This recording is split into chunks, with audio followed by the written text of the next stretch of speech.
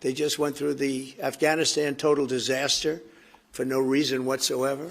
We're going to leave Afghanistan, but we're going to leave it with strength and dignity. And we're going to keep Bagram, the big air base, one of the biggest air bases in the world. We gave it to them for nothing. We're trying to get it back, by the way. Okay, that could be a little breaking news. We're trying to get it back because they need things from us. We want that base back. But one of the reasons we want the base is, as you know, it's an hour away from where China makes its nuclear weapons.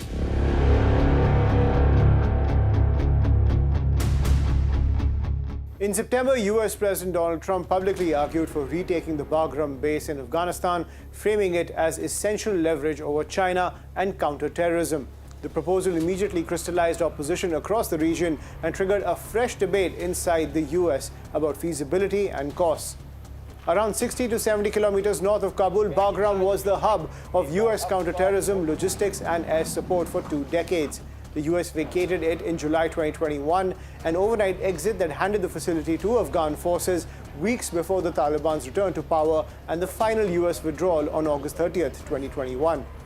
Its geography is the point. From Bagram, U.S. power projects towards the Hindu Kush, the Wakhan corridor into China, Xinjiang, Iran to the west, and the Central Asian republics to the north.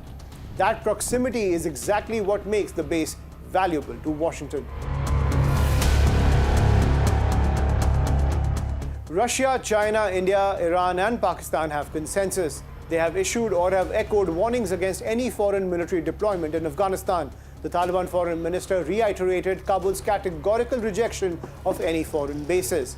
This alignment is striking, adversaries and rivals finding common cause in denying the US a hard power foothold in Afghanistan's heart. For the Taliban, a US base will directly contradict their sovereignty narrative and Doha-era commitments. Domestically, it will be politically fatal. They've repeatedly rejected foreign basing, and rumors of quiet deals or handovers have been publicly denied. For China, a US return to Bagram would put American strike options closer to Xinjiang and to key nodes on the China-Pakistan economic corridor.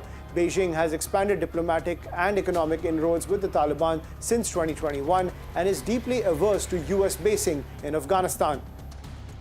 Moscow has repositioned itself as a power broker since 2021 and now hosts the Taliban openly. US basing in Central Asia would cut into Russia's traditional security sphere.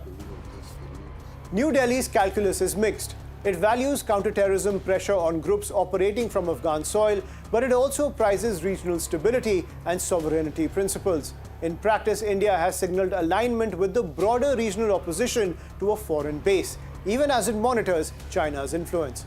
Islamabad objects to any US military return that could revive cross-border blowback and complicate its own leverage in Kabul, while also mindful of Chinese sensitivities. Meanwhile, Central Asian states have hosted US forces in the past, but renewed US basing would invite immediate pressure from Moscow and Beijing, hence their caution and preference for neutrality or quiet denial.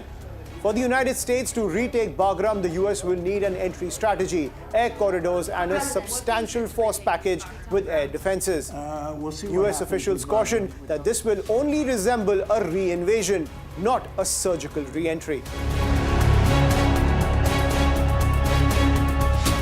The calculus around Bagram is less about a piece of Afghan real estate and more a symbol of the broader contest over who sets the security architecture of Inner Asia.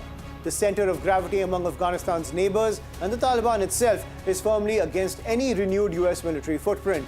Unless the regional consensus fractures or US-Taliban relations transform dramatically, the geopolitical divide will persist, with Washington deterred from returning and Moscow and Beijing working to keep it that way.